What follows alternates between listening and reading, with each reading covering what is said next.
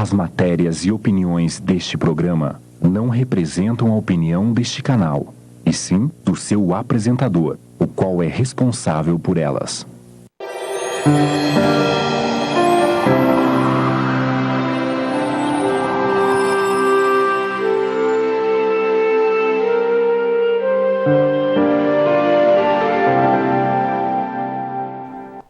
Olá, nós estamos no ar com mais um programa Presença Espírita. Hoje é quinta-feira, nós estamos ao vivo aqui na Rede TVM para trazermos um assunto relevante, para trazermos os ensinamentos que os espíritos há mais de 150 anos nos deixaram através do estudo sistemático, da entrega, da dedicação de Allan Kardec. Nós temos nas obras que compõem o Pentateuco Espírita os ensinamentos básicos que os espíritos nos deixaram, e esses ensinamentos vão sendo incorporados na nossa existência, na nossa vida, a partir do momento em que nós vamos lendo os livros, frequentando uma casa espírita, estudando os assuntos e principalmente vivenciando um dos principais livros deixados por Allan Kardec, que é o Evangelho segundo o Espiritismo, que traz a moral do Cristo, que deve ser a base de sustentação da nossa vida. Porque, como a gente falava aqui, a mediunidade ela existe em todos os campos do mundo, existe em todos os setores da sociedade, e não necessariamente ela está atrelada à elevação moral da criatura. Então, o Evangelho para o Espiritismo ele dá essa sustentação, não é? Sim, Ela Silvia, você acompanha o programa Presença Espírita. A doutrina espírita tem esse tríplice aspecto, né, científico, filosófico e moral, religioso. Então a gente encontra essas orientações da moral cristã no Evangelho segundo o Espiritismo, a base filosófica sobretudo no Livro dos Espíritos, e esse processo de intercâmbio com o mundo espiritual e assim, as elucidações sobre a mediunidade no Livro dos Médiuns. Então as coisas estão atreladas no estudo da mediunidade, os resultados da mediunidade estão relacionados sim com, ainda que a faculdade não esteja, se prenda a uma predisposição orgânica ou fisiológica, mas o resultado dela sim tem as consequências, está relacionado com os aspectos morais, né? E a doutrina espírita vem nos ensinando sobre temas que vão amenizando um pouco essas nossas incertezas da vida, como por exemplo, que a morte do corpo físico, ela não santifica o ser que habitou aquele corpo. A luta para a melhoria, ela continua do outro lado da vida. A lei do menor esforço, que muitas vezes nós buscamos aqui na Terra, nos livrar do trabalho, nos livrar das nossas obrigações, isso no mundo dos espíritos não existe. A mediunidade que nós falávamos aqui, ela é ser médio, a glória de ser médio, não é ser intermediário apenas das inteligências que habita o mundo dos espíritos, mas é sermos intermediários da bondade de Deus, do bem, do equilíbrio, da bondade realmente da sua maneira integral, para que todo o mundo se equilibre, o universo se equilibre, e o ensinamento evangélico que é fundamental. Nós todos estamos ligados indissoluvelmente às nossas obras. Tudo isso o Espiritismo nos ensina. Mas hoje nós fomos pensar um assunto que já falamos muitas vezes aqui no programa, que gera muitas dúvidas, que geram perguntas, que esclarece também muito, que é a obsessão, a ação persistente de um espírito sobre um encarnado, uma pessoa que está viva aqui no planeta Terra e que gera constrangimento, gera sofrimento, gera desequilíbrio emocional, mental, muitas vezes doença do campo biológico, muitas vezes loucura, suicídio. Por isso que é um tema importante, porque quem de nós não tem na família alguém que bateu as portas da casa espírita em desespero, porque estava se sentindo em desequilíbrio, muitas vezes, Ayrton, em situação a pessoa se sente que está passando por um certo tipo de loucura, que não se sente ela mesma, que sente influências que não sabe de onde vem. Então hoje a gente vai esclarecer isso através das perguntas que passaremos ao nosso convidado, mas já adiantando, Ayrton, a questão da ação do espírito sobre nós, ela tem muito a ver com a sintonia de pensamento. A gente tem que estar com as janelas abertas, com as nossas antenas psíquicas abertas, para que esse espírito ache um canal de ação. É mais ou menos quando nós não cuidamos da nossa casa, o ladrão pode entrar. Com a mente também é assim, não é? Sim.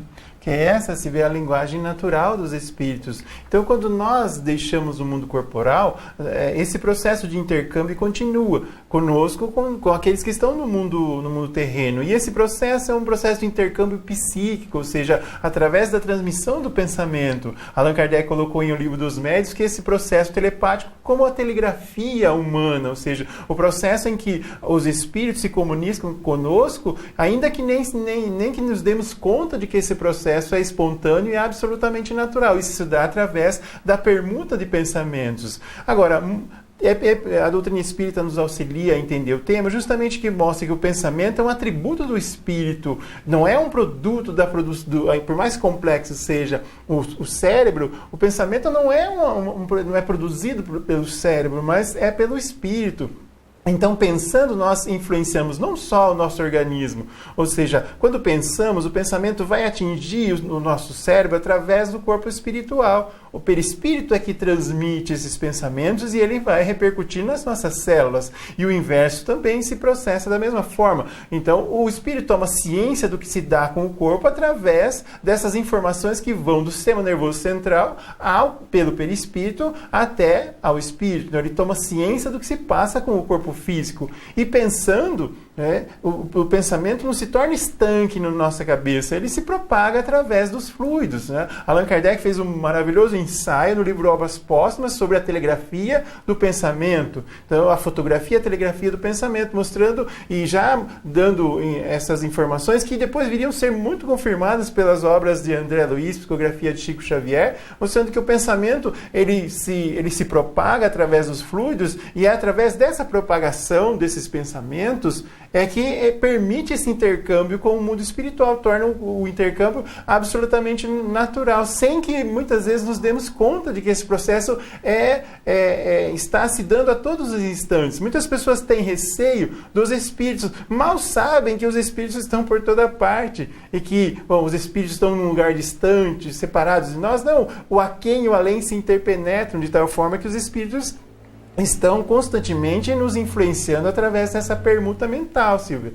Então, é assim que se dá o processo. Quer seja para o bem, quer seja para o mal, ocorre a influenciação dos espíritos. Mas com relação ao tema que a gente vai tratar, que é a obsessão, há uma tendência de colocar assim: aquele que a sofre é a vítima. A vítima é que não tem responsabilidade. Ou seja, os espíritos a elegeram para perturbar, para atrapalhar a sua existência. Só que esse processo que a doutrina espírita mostra não é bem essa a visão que a gente deve ter sobre a obsessão. Sabe o que é, Ayrton? Muitas pessoas chegam na casa espírita em estado lamentável, sob a influenciação de espíritos, chegam doentes, chegam em total desequilíbrio mental, levadas pelas pessoas da família, pelos amigos, pelos parentes, já passaram por muitos consultórios médicos, consultórios psiquiátricos, alguns já têm caso de internamento devido a esse desequilíbrio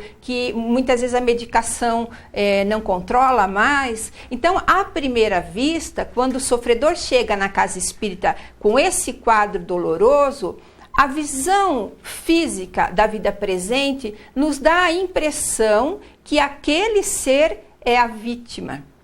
É a vítima de um espírito malfeitor do outro lado da vida, que quer fazer o mal, que quer destruir a pessoa. No entanto, nós precisamos ter muito cuidado no atendimento desses doentes na casa espírita, porque a gente está olhando apenas um ato de um drama que é multissecular. São almas que vêm de muito longe já, presos por algemas de ódio, preso por sentimentos e afetividade distorcidas, que uma hora uma é vítima, outra hora é o algoz. Muitas vezes, aquele que é vítima no momento, ali dentro da casa espírita, foi o algoz do outro, que não perdoou e que no mundo dos espíritos, encontrando o encarnado aqui na Terra, vivendo, muitas vezes tentando ser feliz, toma para si mesmo a vingança, quer cobrar a dívida e faz aquela pessoa sofrer. No entanto, são muito raros, como diz o instrutor Alexandre no livro Missionários da Luz, aliás, que é um livro que tem muitas revelações, os espíritas todos deveriam ler, no capítulo que trata da obsessão, ele diz, são raríssimos os casos em que nós podemos definir alguém realmente como a vítima, porque num caso de obsessão, sempre o sentimento é bilateral. Alguém fez alguma coisa para alguém, esse outro alguém também respondeu na mesma moeda, de maneira que o drama se formou. E é muito complicado o tratamento que existe na casa espírita, porque pode-se, inclusive, como o nosso convidado vai falar, afastar o obsessor.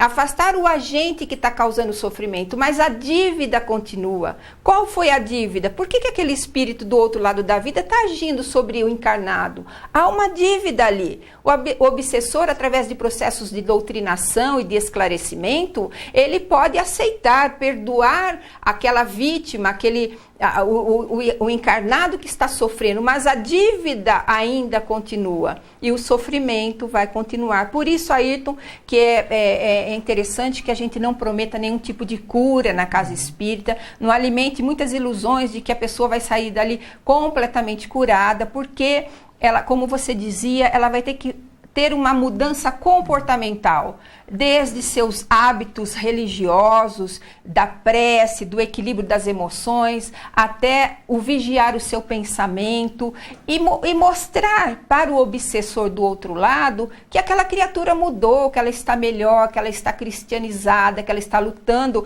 para se tornar uma pessoa melhor.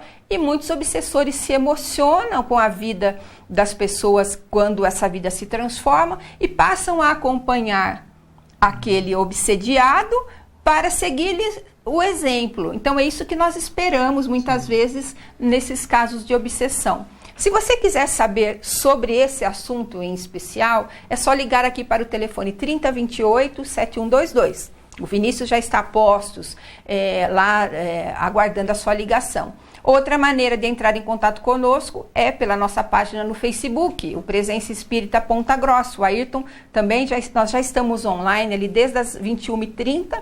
Muitas pessoas já participaram, sem que o programa tivesse começado. Mas é uma maneira de você também participar e ganhar o livro ao final do último bloco. Nós vamos fazer um intervalo agora e já voltamos com o programa Presença Espírita.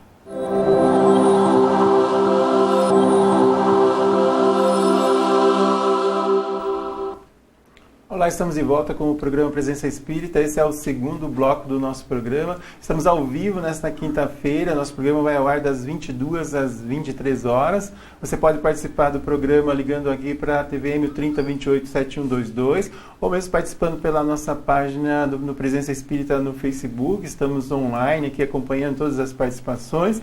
E esse segundo bloco nós iniciamos com a sugestão de leitura da semana.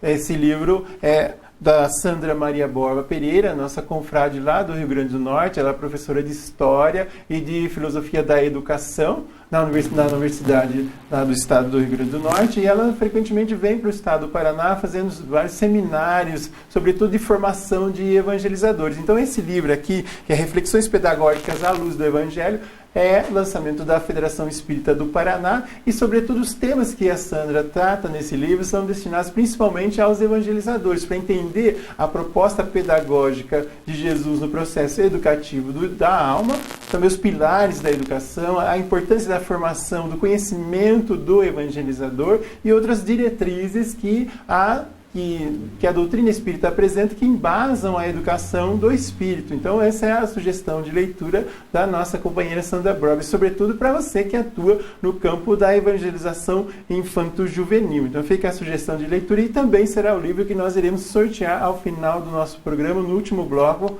nós iremos sortear esse livro, e você pode participar aqui pela página no Facebook ou ligando, deixando seu nome e alguma pergunta. Nesse programa nós estamos tratando então sobre a influência espiritual sobre as nossas vidas, a influência dos espíritos, que quando ela é perniciosa, ela é negativa, nós chamamos de obsessão. E é desse tema que a Silvia vai conduzir a entrevista com o nosso companheiro, Silvia, então eu vou passar para você dar início à nossa etapa da entrevista do nosso programa. Nós estamos recebendo hoje, aqui no programa Presença Espírita, para falar a respeito da obsessão, o Fábio Maurício Osman Maia. O Fábio faz parte do Conselho Deliberativo da Sociedade Espírita Francisco de Assis, de Amparo aos Necessitados, e também lá ele é coordenador do estudo sistematizado da doutrina espírita e do curso de capacitação para a mediunidade. Seja bem-vindo, Fábio. Obrigado, Silvia. Uma boa noite ao Ayrton, uma boa noite a todos os telespectadores da TVM. A gente, no primeiro bloco, a gente sempre fala assim, superficialmente a respeito do tema escolhido, e eu queria que você, assim, abrisse mais o leque do que é a obsessão, para que os nossos telespectadores, que não são espíritas, e muitas vezes a gente usa termo espírita com tanta facilidade e a gente às vezes esquece que o telespectador que está do outro lado muitas vezes não é espírita e vem buscando um entendimento maior. Então, o que é a obsessão? Bom, a história da obsessão ela nos remete à antiguidade. As pessoas que eram chamadas de endemoniados, de possessos, eram nada mais, nada menos que pessoas que sofriam a influência dos espíritos e esta influência os colocava numa situação perante a sociedade da época, em que eles eram vistos como pessoas enlouquecidas ou endemoniados mesmo, que sofriam a ação dos espíritos do mal. Com a doutrina espírita, Allan Kardec vem nos ensinar que a obsessão ela é uma ação persistente que um espírito, na linguagem de Kardec, um espírito mau, exerce sobre um indivíduo. Então nós podemos fazer uma síntese da ideia de obsessão com essa ação espiritual negativa sobre uma pessoa. Entretanto, a obsessão ela tem vários caracteres muito diferentes. Ela tem uma sutileza muito grande no seu processo de instalação. Ela se inicia de forma muito sutil, sem que o paciente se aperceba do problema, e aquilo vai envolvendo-o mentalmente, envolvendo-o até, dependendo logicamente do grau da obsessão, que ele sofra uma ação mais intensa por parte desse espírito. A obsessão nós podemos colocar como uma cobrança de espíritos, já que somos espíritos criados para a eternidade, que somos espíritos que já reencarnamos em muitas ocasiões e como somos imperfeitos, erramos. Desses nossos erros, magoamos seres amados ou pessoas que conviviam conosco, confiavam em nós. Essas pessoas vêm então como um cobrador, no sentido de quererem com as próprias mãos fazerem justiça sobre nós quando os magoamos ou os ofendemos. É bom lembrar que o processo obsessivo é um processo bilateral. Então, tanto o encarnado que está sofrendo o processo obsessivo quanto o desencarnado que o está obsidiando agem no processo, atuam no processo, permitem que o processo aconteça. Muitas vezes ocorre o desejo de vingança por parte de um espírito somado ao sentimento de culpa da pessoa que está sofrendo aquela influenciação negativa. Então o sentimento de culpa é uma das aberturas que se faz para que o processo obsessivo se instale. Quando a gente fala de culpa, talvez as pessoas pensem, mas eu não me sinto culpado. Muitas vezes essa culpa está no inconsciente. Ela está no inconsciente, de uma forma mais profunda, então nós não temos a percepção de que nos sentimos sim culpados por alguma coisa. Coisas nos incomodam e nós não sabemos definir exatamente o que são essas coisas. Basicamente a gente pode dizer que a obsessão ela resulta das imperfeições morais do ser humano. Então, lembrando, quando Allan Kardec, em O Livro dos Espíritos, constrói a escala espírita, ele fala que há espíritos imperfeitos, espíritos bons e espíritos puros. Nós ainda nos encontramos dentro da categoria dos espíritos imperfeitos, suscetíveis de erros, de paixões. Então, nós acabamos tropeçando muitas vezes no nosso processo reencarnatório, e esses tropeços fazem com que acumulemos sentimentos de culpa e abramos as portas para as obsessões. Um grande estudioso do processo obsessivo é o espírito Manuel Filomeno de Miranda, e através da psicografia de Divaldo Pereira Franco, no livro Mediunidade, Desafios e Bênçãos, o Manuel Filomeno ele diz o seguinte, que a obsessão é mal que avassala as vidas na Terra, em razão da própria inferioridade do planeta. Então, quer dizer, as condições planetárias, por estarmos num mundo de expiação e provas, fazem com que estejamos mais suscetíveis a essas ações negativas. E ainda lembrando o que Allan Kardec diz, em O Livro dos Espíritos, na questão 459, Kardec pergunta aos espíritos, influem os espíritos em nossos pensamentos e nossos atos? E a resposta dos espíritos vai ser muito mais do que imaginais. De ordinário são eles que vos dirigem. Então, por essa pergunta que Kardec fez aos espíritos e pela resposta que eles lhe dão, nós percebemos que o intercâmbio entre os encarnados e os desencarnados, ou, se não falarmos na linguagem espírita, entre os mortos e os vivos, né? Esse intercâmbio é constante. Portanto, né, essa proximidade que há entre esses dois mundos faz com que essa ação seja intensa. E quando há rancores, culpa, remorso, ódio, sentimento de vingança, se instalam os processos obsessivos. E, como a gente já tinha falado, a instalação é muito sutil, então muitas vezes imperceptível para a pessoa que está sendo obsidiada. E eu queria também saber a respeito dos fatores etiológicos da obsessão, da causa. Basta que eu faça mal para alguém, por exemplo, e esse alguém desencarne, para que do outro lado da vida ele queira vir e agir sobre mim e fazer mal? Ou nós temos por trás da obsessão fatores muito mais graves, fatores mais intensos, que causam, como esse que você dizia, de querer fazer vingança pelas próprias mãos mesmo, destruir a existência daquela pessoa, muitas vezes levar até ao suicídio, né? Existe uma gravidade por trás desses fatores causais. Sim, nós temos, são várias as formas de obsessão, mas veja bem, Silvia, nós temos, como eu já havia falado, a questão do sentimento de culpa, em primeiro lugar, da pessoa que está sofrendo o processo obsessivo. Esse sentimento de culpa, ele se soma também a uma outra questão, a invigilância da nossa parte. Jesus já nos advertia de que é necessário orar e vigiar, ou vigiar e orar, né? Então a advertência de Jesus já nos chamava a atenção há 2000 anos para a problemática da obsessão, dos processos obsessivos. Porque muitas vezes nós, nas nossas falhas com as pessoas com as quais convivemos, geramos uma condição de ódio, de vingança, e que se torna necessário uma reparação. Allan Kardec também nos alerta que quando nós cometemos um erro, quando há um erro, é preciso que haja o arrependimento, depois do arrependimento, a expiação e, finalmente, a reparação do erro cometido. Então, este processo é para que a consciência se libere.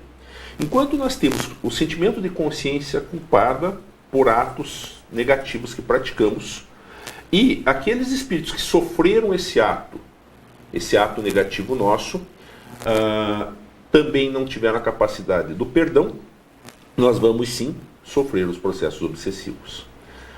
Há uma história, que é uma história até familiar, ela ocorreu dentro do nosso núcleo familiar, em que uma pessoa da nossa família viajou para a Itália. E ele tinha aquele desejo muito intenso de conhecer a Itália, e foi para lá, e foi visitar os pontos turísticos de Roma, e esteve no Coliseu. Muito bem, quando ele retornou ao Brasil, ele trouxe um companheiro italiano, um companheiro romano.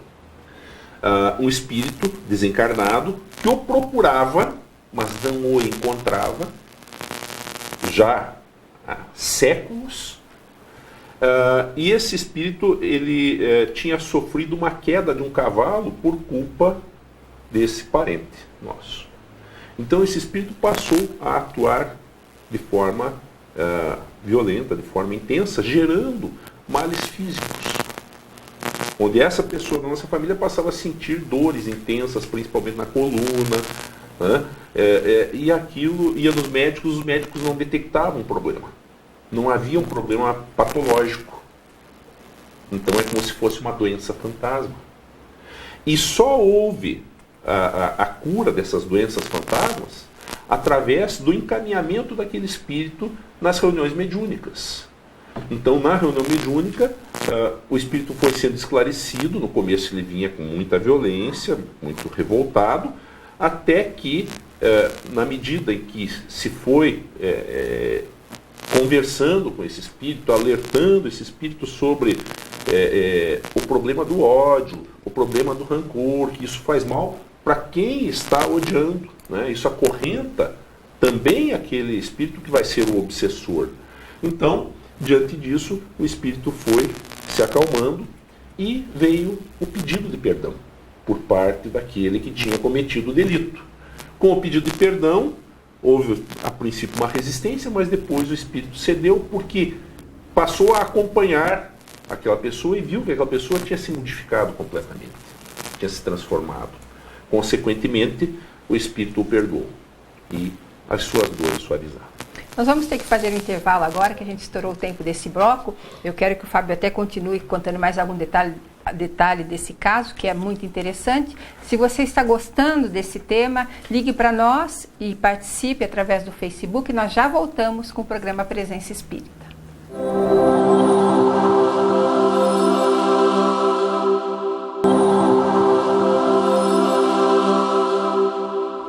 Nós voltamos com o terceiro bloco do programa Presença Espírita, falando hoje a respeito da obsessão. E você falava desse caso que acabou sendo, então, o desfecho foi bom, porque o espírito aceitou as desculpas. Exato. Mas tem casos que esses adversários são mais ferrenhos e não aceitam.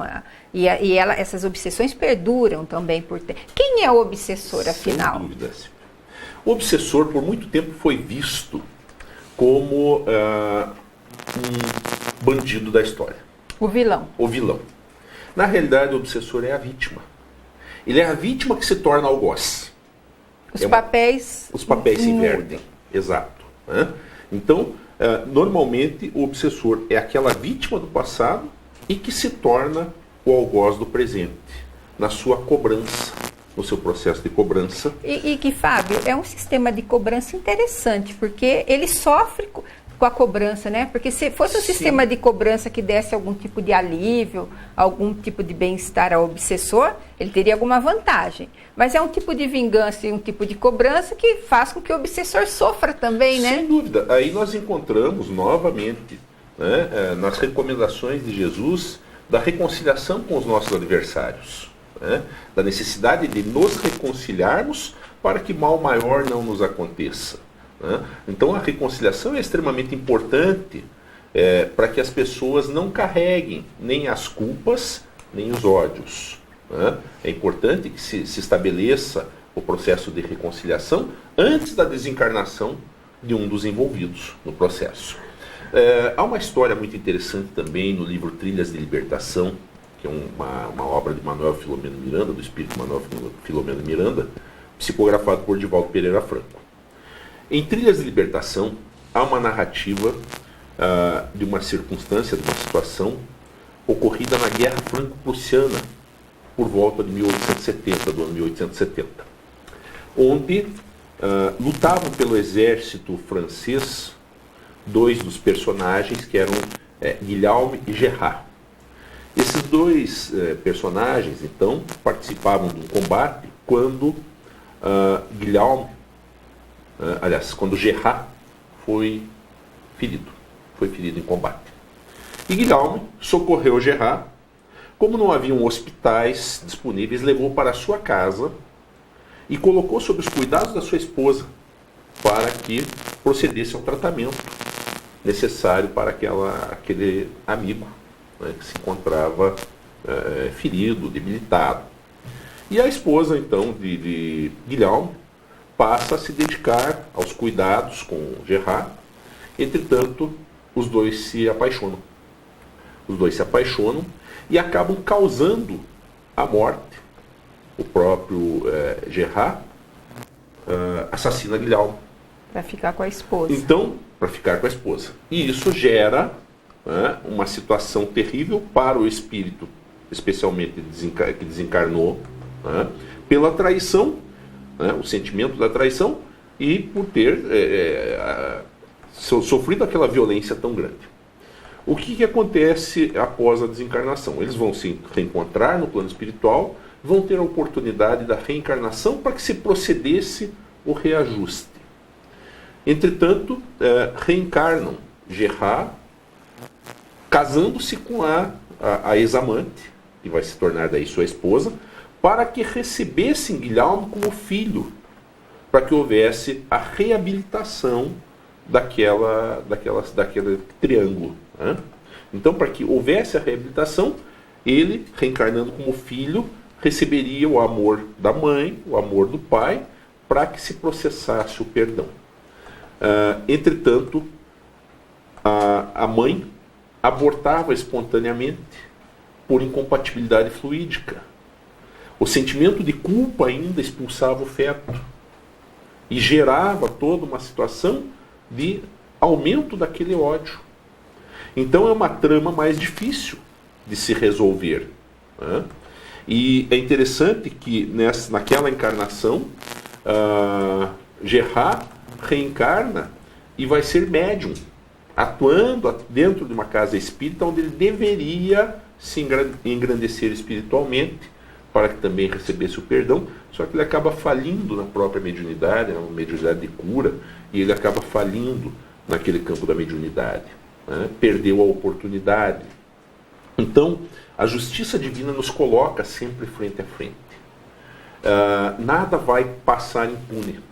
Nós temos a ideia de que aqui na Terra graça a impunidade. E na realidade nada fica impune perante a justiça divina, perante a consciência cósmica. Os ajustes ou os reajustes, a reeducação dos espíritos, o despertar do perdão sempre vão acontecer, sempre virão. Então o obsessor é aquela vítima do passado que se torna o algoz do presente. Em relação às formas de obsessão, essas obsessões kármicas que o Fábio contava, que são essas algemas multisseculares de histórias que vão se invertendo os papéis, uma hora o papel de vilão, uma hora o papel da vítima, e essas obsessões que existem por escolhas nossas, por exemplo, que muitos dizem obsessões parasitárias, quando a pessoa, por exemplo, ela faz uso de drogas. Então, não tem relação com histórias kármicas, mas relação com os hábitos. Isso também pode atrair obsessores. Também ocorrem os processos de vampirização, os processos de vampirização nos casos de pessoas que são portadoras de vícios diversos, de vícios dos mais diversos. É claro que o grau de intensidade, a gravidade do processo obsessivo é muito variável. Mas, naturalmente, quando a pessoa entra numa sintonia, porque o processo obsessivo requer sintonia, de mente a mente. Aquilo que o Ayrton falava muito bem no primeiro bloco. Perfeito. É preciso haver a sintonia mente a mente. A mente do espírito obsessor é a mente do obsidiado. Lembrando, nós falamos muito de espírito obsessor, mas há também os processos em que o desencarnado obsidia o encarnado, que é o mais conhecido, mas às vezes se inverte. É o encarnado que obsidia o desencarnado, quando um parente, por exemplo, desencarna, fica uma briga por herança, e dessa briga por herança, aquilo acaba perturbando o falecido, ou seja, o espírito desencarnado.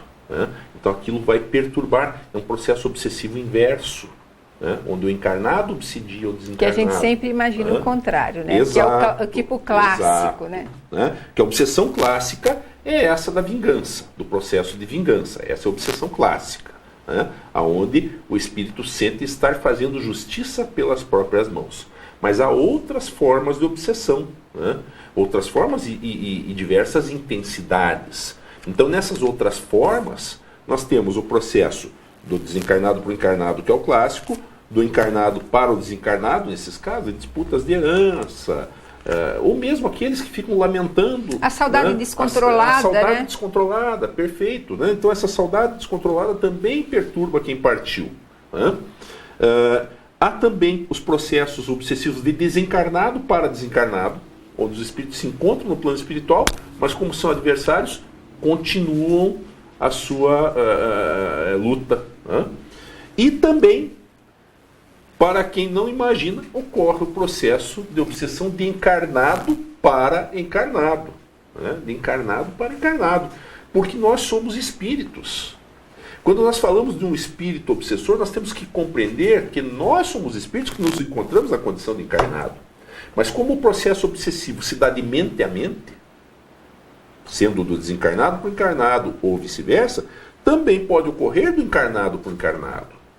Quando as pessoas se vinculam umas às outras, às vezes em processos de perseguição, né, uma perseguição constante de alguém. Né? A gente vê, por exemplo, aqueles casos de fãs doentios.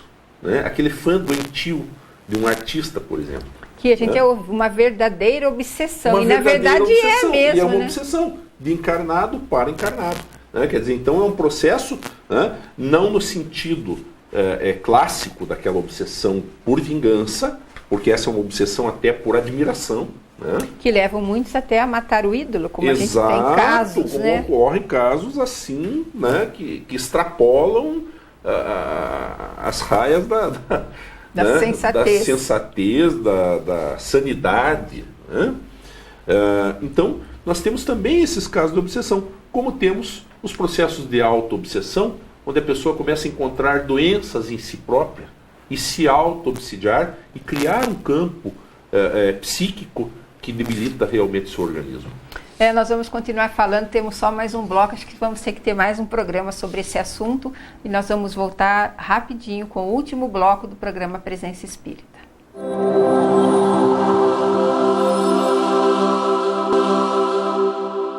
E nós voltamos com o último bloco do programa Presença Espírita e a pergunta que todos vocês estão querendo saber, né? Depois de casos tão intrincados como o Fábio nos contou, tem cura a obsessão? Sem dúvida, Silvia, tem cura, né? Mas é necessário que haja um tratamento sério, um tratamento contínuo e especialmente a mudança de atitude do obsidiado. É preciso que haja uma mudança de atitude para que isso toque o coração do obsessor. Existem casos em que, associado ao processo obsessivo, há patologias clínicas. Existem algumas doenças em que a ação do obsessor intensifica o quadro clínico, provoca uma situação mais angustiante para o paciente. Mas o que é importante na tua pergunta, né, quando você pergunta se tem cura, existe cura sim. Agora, essa cura ela deve ser buscada, né, através principalmente da mudança de atitude.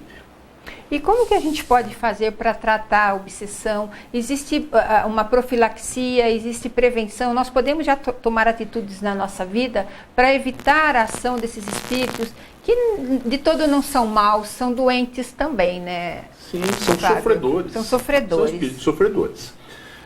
Entre as terapias espíritas, né, como nós falamos, a mudança de atitude é fundamental. Essa é a mais importante de todas. A renovação interior, a reforma íntima. É claro que na terapia espírita nós vamos encontrar, por exemplo, a terapia pelo passe. Nós vamos encontrar as reuniões mediúnicas de desobsessão, onde o paciente não estará presente, é importante destacar isso, ele não vai estar presente, mas os médiuns são capacitados para fazerem a intervenção junto ao espírito obsessor, né, dialogando com esse obsessor, buscando sempre que ele seja tocado pelo princípio do perdão. Nós temos também as palestras públicas, que ajudam muito no sentido do esclarecimento, não só para o obsidiado, mas para toda a família, em como lidar com isso. Nós temos o culto do Evangelho no lar, como também um escudo que se cria em torno da nossa casa, do nosso lar, formando uma defesa fluídica para a casa. Né? Então são diversas as terapias que a Casa Espírita propõe. Mas tem uma que é fundamental, que é a terapia da caridade, do amor ao próximo. Né?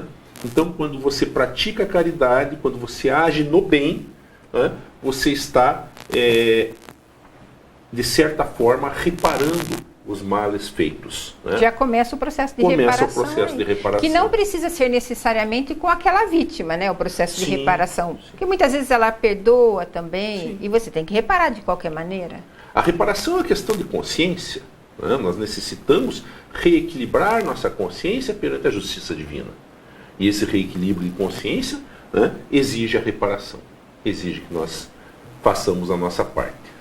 E em relação à prevenção, para que não fazer o mal a outrem já é um grande passo para a prevenção, não é? Sem dúvida. A prevenção nós vamos encontrar no Evangelho de Jesus. Amar ao próximo como a si mesmo. Pronto. Né? Só nessa síntese do amor ao próximo como a si mesmo, nós vamos encontrar tudo aquilo que é necessário no sentido da prevenção à obsessão. Nós temos que pensar que somos seres humanos falíveis, mas o pedir perdão nos alivia, nos ajuda a iniciar o processo reparador.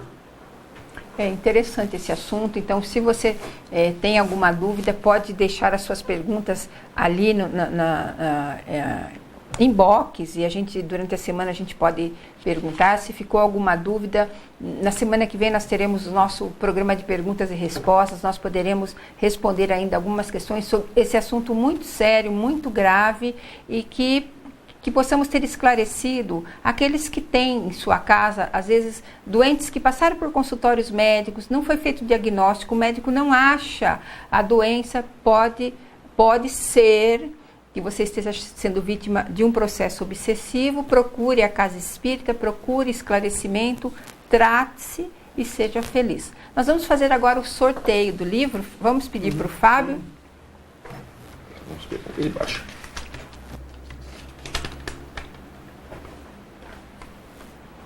Quem ganhou o livro da Sandra Maria Borba Pereira, Reflexões Pedagógicas à Luz do Evangelho, foi a Cris Maravieski, que participou aqui pelo Facebook. Aliás, em muitas participações, algumas perguntas que ficaram, vou ter que ficar para o próximo programa, que não puderam ser respondidas nesse programa, em função do tempo, então já ficam para o próximo programa. Nós vamos atender essas que não puderam, né, ser atendidas hoje. Então, vamos encerrar o nosso programa de hoje, né, Silvia? Agradecendo ao nosso companheiro Fábio, inspirado hoje, falando Obrigada, sobre Fábio. o tema. Né? Eu é que agradeço pela oportunidade, né, de estar aqui mais uma vez, e desejamos a todos uma boa noite, um bom restante de semana. E nós vamos ficando por aqui. Na semana que vem, nós estaremos com o nosso tradicional programa de perguntas e respostas aqui pela Rede TVM, Canal 14, e os nossos quase 70 programas no YouTube. Prestigiem, curtam lá com o positivo o nosso programa e tirem suas dúvidas lá também.